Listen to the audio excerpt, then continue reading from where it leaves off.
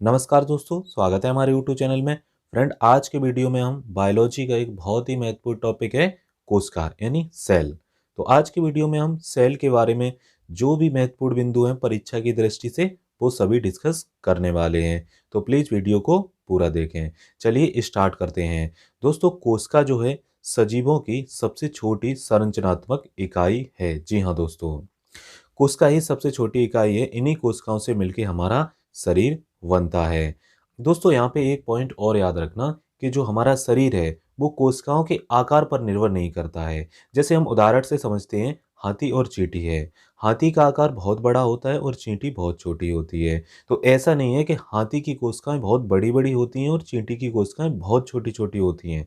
ऐसा बिल्कुल नहीं है। हाथी और चींटी की कोशिकाएं लगभग बराबरी होती हैं, पर हाथी में कोशिकाओं की संख्या ज़्यादा होती है। इसीलिए हाथी बड़ा होता है और चींटी में कोशिकाओं की संख्या कम होती है। तो हम कह सकते हैं कि जो जीव जितना बड़ा है उसमें कोशिकाओं की संख्या ज़्यादा है, न कि कोशिकाएं बड़ी बड़ी हैं। दोस्तों, कोशिका के अध्ययन विज्ञान को साइटोलॉजी कहते हैं। जी हाँ दोस्तों, मोस्ट इंपोर्टेंट पॉइंट है। और दोस्तों, कोशिका की खोज सन 1665 में ब्रिटिश वैज्ञानिक रॉबर्ट हुक ने की थी। उन्होंने अपनी पुस्तक माइक्रोग्राफिया में इसका उल्लेख किया। जी हाँ दोस्तों, रॉबर्ट हुक ने अपने सूक्ष्मदर्शी में एक कार्क की पतली काट ली। उसको वो देख रहे थे तो उसमें उन्हें मधुमक्खी के छत्ते जैसी तमाम कोठरियां दिखी। इन कोठरियों को उन्होंने कोशिका नाम दिया। जी हाँ दोस्तों, सबसे पहले रॉबर्ट हुक ने ही कोशिका यानी सेल शब्द का प्रयोग किया। तो हम कह सकते हैं कि कोशिका शब्द का प्रयोग सर्वप्रथम रॉबर्ट हुक ने किया। जी हाँ दोस्तों। दोस्तों, रॉबर्ट हुक ने जो है कोशिका यानी एक कार्क की पतली काट ली थी। कार्क एक पेड़ की छाल होती है। तो उन्होंने मृत कोशिकाओं को डिस्कवर किया था। लेकिन दोस्तों, सर्वप्रथम जीवित कोशिकाओं का अध्ययन ल्यूविन हॉक ने सन 1674 में किया था। तो हम कह सकते हैं कि जीवित कोशिकाओं की खोज सर्वप्रथम ल्यूविन हॉक ने 1674 में की थी। इसके बाद दोस्तों सन 1838 से 1839 में जर्मन वैज्ञानिक स्लाइडेन और स्वान ने कोशिका सिद्धांत का प्रतिपादन किया। जी हाँ दोस्तों, कोशिका सिद्धांत जो है जर्मन के वैज्ञानिक स्लाइडन और स्वान ने दिया था। इस कोशिका सिद्धांत में दोस्तों लिखा है कि कोशिका सभी सजीवों की सबसे छोटी संरचनात्मक इकाई है। और दोस्तों, प्रत्येक जीव एक या अनेक कोशिकाओं से मिलकर बना होता है। और तीसरा पॉइंट है, नई कोशिकाओं की उत्पत्ति पूर्ववर्ती कोशिकाओं से होती है। तो ये कुछ मेजर पॉइंट थे कोशिका सिद्धांत से रिलेटेड। चलिए दोस्तों, अब हम बढ़ते हैं आगे। अब देखते हैं कोशिका के प्रकार। दोस्तों, रचना के आधार पर कोशिका मुख्यतः दो प्रकार की होती है, प्रोकैरियोटिक कोशिकाएं और यूकैरियोटिक कोशिकाएं। दोस्तों, इन दोनों प्रकारों की कोशिकाओं के बारे में थोड़े से पॉइंट हम और जान लेते हैं। दोस्तों, जो प्रोकैरियोटिक कोशिकाएं हैं ये प्रारंभिक कोशिकाएं हैं, यानी यह पूर्ण विकसित कोशिकाएं नहीं है। और दोस्तों, ये जो है जीवाणुओं और नीलहरित शैवालों में पाई जाती हैं। इनका चित्र आप देख सकते हैं। इनमें स्पष्ट केंद्रक, माइटोकॉन्ड्रिया, गोल्गी कॉम्प्लेक्स, लाइसोसोम, रिक्तिका, इंडोप्लाज्मिक रेटिकुलम आदि कोशिकांग नहीं पाए जाते हैं। जबकि दोस्तों, जो यूकैरियोटिक कोशिकाएं हैं ये पूर्ण विकसित कोशिकाएं होती हैं। और दोस्तों, ये जो है जीवाणु और नीलहरित शैवालों को छोड़कर सभी जीवों में पाई जाती हैं। इनमें दोस्तों स्पष्ट केंद्रक, माइटोकॉन्ड्रिया, गोल्गी कॉम्प्लेक्स, लाइसोसोम, रिक्तिका, एंडोप्लाज्मिक रेटिकुलम आदि सभी अंग उपस्थित होते हैं। दोस्तों, ये अंग क्या होते हैं अभी हम थोड़ी देर में इनके बारे में पढ़ने वाले हैं। दोस्तों, प्रोकैरियोटिक कोशिकाओं में राइबोसोम जो है 70S प्रकार के होते हैं। जबकि दोस्तों, जो यूकैरियोटिक कोशिकाएं हैं इनमें राइबोसोम 80S प्रकार के होते हैं। तो दोस्तों, यहाँ हम कह सकते हैं कि राइबोसोम जो है दोनों कोशिकाओं में उपस्थित होता है। दोस्तों, प्रोकैरियोटिक कोशिकाओं में कोशिका विभाजन विखंडन अथवा मुकुलन के द्वारा होता है। जबकि यूकैरियोटिक कोशिकाओं में कोशिका विभाजन अर्धसूत्री व समसूत्री होता है। और दोस्तों, प्रोकैरियोटिक कोशिकाओं में केवल एक गुणसूत्र पाया जाता है, जबकि यूकैरियोटिक कोशिकाओं में एक से अधिक गुणसूत्र पाए जाते हैं। तो ये दोस्तों प्रोकैरियोटिक और यूकैरियोटिक कोशिकाओं में कुछ अंतर या समानताएं थीं, इनको हमने डिस्कस किया। चलिए अब हम बढ़ते हैं आगे। अब दोस्तों हम यूकैरियोटिक कोशिकाओं के बारे में थोड़ा डिटेल से जानते हैं। दोस्तों, यूकैरियोटिक कोशिकाओं को भी हम दो भागों में विभाजित करते हैं, जंतु कोशिकाएं और पादप कोशिकाएं। जंतु कोशिकाएं जो है जंतुओं में पाई जाती हैं और पादप कोशिकाएं पेड़ पौधों में पाई जाती हैं। दोस्तों, इनमें जो कोशिकांग उपस्थित होते हैं, अब हम उन कोशिकांगों के बारे में जानने वाले हैं। लगभग सभी कोशिकांग जो है कॉमन होते हैं, यानी दोनों में ही पाए जाते हैं, चाहे पेड़ पौधों की कोशिकाएं हों या जंतुओं की कोशिकाएं हों।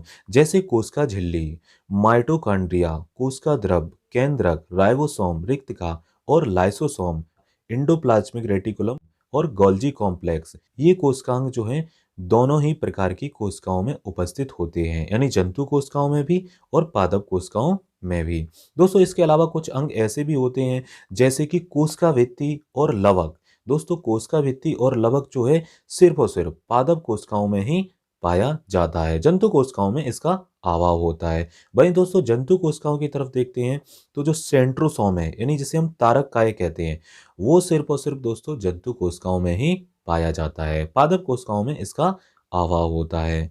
दोस्तों, अब हम इन अंगों को वारी वारी से पढ़ते हैं, देखते हैं इन अंगों का क्या कार्य होता है। तो चलिए स्टार्ट करते हैं। सबसे पहले देखते हैं कोशिका झिल्ली। दोस्तों, कोशिका झिल्ली को कोशिका कला या प्लाज्मा झिल्ली या सेल मेम्ब्रेन भी कहते हैं। दोस्तों, यह झिल्ली एक दीवार के समान कोशिकांगों को तथा जीव द्रव को अपने अंदर समाहित रखती है। और दोस्तों, ये दोनों ही कोशिकाओं में पाई जाती है, यानी पादप कोशिकाएं और जंतु कोशिकाओं में। दोस्तों, यह झिल्ली बहुत पतली व मुलायम होती है तथा यह लिपिड और प्रोटीन की बनी होती है। दोस्तों, यह झिल्ली अर्धपारगम होती है। दोस्तों, अर्धपारगमता क्या होती है? देखिए दोस्तों, इसके लिए हम एक एग्जाम्पल के थ्रू समझ सकते हैं। जैसे मान लीजिए आपके स्कूल में जो गार्ड होता है, वो गार्ड क्या सभी लोगों को स्कूल में आने देता है?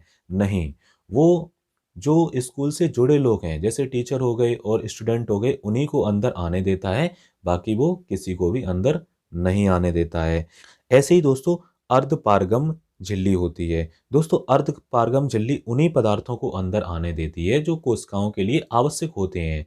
और दोस्तों, कुछ पदार्थ जो हैं कोशिकाओं में जिनकी आवश्यकता नहीं होती है, उन्हें बाहर भी निकाल देती है। तो दोस्तों, इसका काम जो होता है पदार्थों का चयन करना, यानी किसे अंदर आना है और किसे बाहर भेजना है। तो इसीलिए इसे चयनात्मक पारगम झिल्ली भी कहते हैं। और दोस्तों, यह झिल्ली कोशिकाओं को आकार बनाए रखने में मदद करती है। जी हाँ दोस्तों, यह इसका कार्य कह सकते हैं कि जो झिल्ली होती है वो कोशिकाओं को आकार प्रदान करने में मदद करती है। चलिए दोस्तों, अब हम पढ़ते हैं कोशिका भित्ति के बारे में, यानी सेल वॉल। सबसे पहला पॉइंट यहाँ याद रखना कि यह सिर्फ पादप कोशिकाओं में पाई जाती है। जी हाँ दोस्तों, जंतु कोशिकाओं में इसका अभाव होता है, ये हम पहले भी जान चुके हैं। और दोस्तों, ये जो है सेलुलोज की बनी होती है, जबकि दोस्तों कोशिका झिल्ली जो है लिपिड और प्रोटीन की बनी होती है। दोस्तों, कोशिका भित्ति जो है कोशिका झिल्ली को चारों ओर से घेरे रहती है। जी हाँ दोस्तों, ये कोशिका झिल्ली को प्रोटेक्ट करती है। दोस्तों, यह भित्ति कड़ी व निर्जीव होती है। जी हाँ दोस्तों, बहुत ही ये कठोर होती है और निर्जीव होती है तथा यह पारगम्य होती है। जी हाँ, जैसे कोशिका झिल्ली अर्धपारगम होती है, तो ये अर्धपारगम नहीं होती है, ये पारगम होती है, यानी ये अपने अंदर सभी पदार्थों को आने की अनुमति देती है। पर दोस्तों, कोशिका झिल्ली चयनात्मक होती है। और दोस्तों, यह कोशिका झिल्ली की रक्षा करती है तथा उसे आकार प्रदान करने में मदद करती है। दोस्तों, ये जो है कोशिका भित्ति के कार्य हैं, यानी कोशिका झिल्ली को प्रोटेक्ट करना और उसे आकार प्रदान करना। दोस्तों, अब हम बढ़ते हैं आगे। अब देखते हैं जीव द्रव्य यानी प्रोटोप्लाज्म। दोस्तों, प्रोटोप्लाज्म की जो खोज है वो डुजार्डेन ने की थी तथा पुरकिंजे ने इस जीव द्रव्य को सबसे पहले जीव द्रव्य नाम दिया। जी हाँ दोस्तों, इसका नामकरण जो है पुरकिंजे ने किया और इसकी खोज जो है डुजार्डेन ने की थी। और दोस्तों, जूलियस हक्सले ने इसे जीवन का भौतिक आधार कहा। जी हाँ दोस्तों, जीव द्रव्य जो है जीवन का भौतिक आधार है। इस स्टेटमेंट को सबसे पहले जूलियस हक्सले ने दिया था।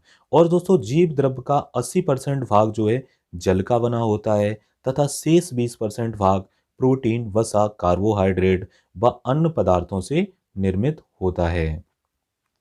दोस्तों जीव द्रव को भी हम दो भागों में बांटते हैं। एक होता है कोशिका द्रव यानी साइटोप्लाज्म और एक होता है केंद्रक द्रव यानी न्यूक्लियोप्लाज्म। दोस्तों साइटोप्लाज्म जो होता है कोशिका झिल्ली व केंद्रक के बीच का जितना भी तरल पदार्थ है वो सभी साइटोप्लाज्म कहलाता है। चित्र में आप आसानी से देख पा रहे होंगे। और दोस्तों जो केंद्रक द्रव है न्यूक्लियोप्लाज्म है वो केंद्रक के अंदर जो तरल पदार्थ होता है उसे हम केंद्रक द्रव कहते हैं। चलिए दोस्तों अब हम बढ़ते हैं आगे। अब दोस्तों देखते हैं अंतःप्रद्रव्य जलिका यानी इंडोप्लाज्मिक रेटिकुलम की। दोस्तों जो ये चित्र में ऑरेंज और ब्लू कलर की जाल रूपी संरचना दिखाई दे रही है यही जो है अंतःप्रद्रव्य जलिका कहलाती है। यह दोस्तों एक जाल रूपी संरचना होती है जो कोशिका द्रव्य में फैली रहती है। और दोस्तों एंडोप्लाज्मिक रेटिकुलम वसाओं व प्रोटीन का निर्माण करती है। यह दोस्तों दो प्रकार की होती है। चिकनी अंतःप्रद्रव्य जलिका यानी स्मूथ एंडोप्लाज्मिक रेटिकुलम, इसे शॉर्ट में हम SER भी बोलते हैं। दोस्तों ऑरेंज कलर के जो आपको चित्र में दिखाई दे रही है वो चिकनी अंतःप्रद्रव्य जलिका है।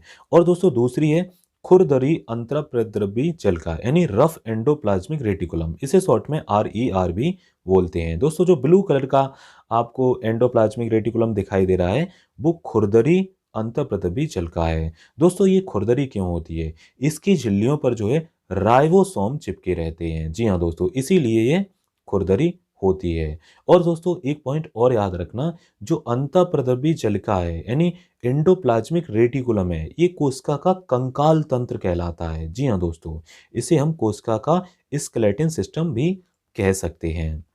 दोस्तों अब हम देखते हैं राइबोसोम। जी हाँ, राइबोसोम क्या होते हैं? राइबोसोम दोस्तों सबसे छोटे कोशिकांग होते हैं और इसकी खोज जो है पैलेड ने 1955 में की थी, इसीलिए इसे पैलेड कण भी कहते हैं। दोस्तों जो ब्राउन कलर के छोटे छोटे बिंदु दिखाई दे रहे हैं यही जो है राइबोसोम हैं।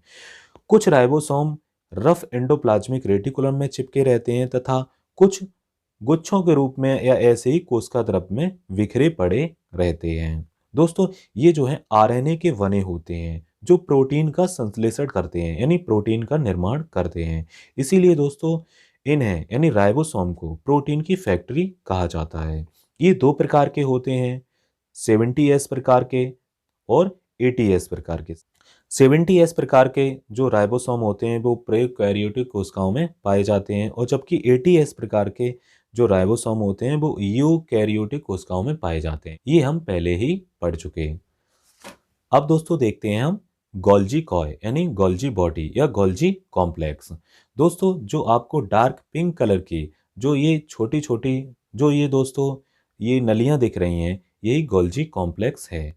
दोस्तों इसकी खोज जो है कैमलो गोल्जी ने 1848 में की थी। जी हाँ दोस्तों, ये 4 से 10 समांतर नलिकाएं होती हैं। इन नलिकाओं को सिस्टर्नी कहते हैं। और दोस्तों इसके आसपास छोटी छोटी थैलीनुमा संरचनाओं को पुटिकाएं कहते हैं जो आप चित्र में देख पा रहे होंगे। कोशिकाओं में निर्मित प्रोटीन व अन्य पदार्थों की इन पुटिकाओं में पैकिंग होती है। जी हाँ दोस्तों, इसका ये कार्य होता है कि कोशिकाओं में जो भी प्रोटीन या जो भी पदार्थ निर्मित हो रहे हैं उनको पैकिंग करना और किसी गंतव्य स्थान पर पहुंचाना। जी हाँ दोस्तों, जहां पर भी उस पदार्थ की आवश्यकता है वहां पे पहुंचाना। और दोस्तों कुछ पदार्थों को कोशिकाओं से बाहर भी निकालना होता है, तो ये जो है ये गोल्जी कॉय जो है उस पदार्थ को उन पुटकाओं के माध्यम से बाहर भी निकलवा देता है। तो इसका कार्य जो है एक यातायात प्रबंधक का कार्य है, यानी किसे बाहर करना है किसे अंदर करना है ये जिम्मेदारी सब गोल्जी बॉडी की होती है। इसीलिए दोस्तों हम इसे यातायात प्रबंधक भी कहते हैं। तो ये पॉइंट आपको याद रखना है। चलिए अब हम बढ़ते हैं आगे। अगला कोशिकांग है हमारा लाइसोसोम। जी हाँ दोस्तों, लाइसोसोम, इसकी खोज जो है क्रिश्चियन डे डवे ने 1958 में की थी। ये दोस्तों छोटे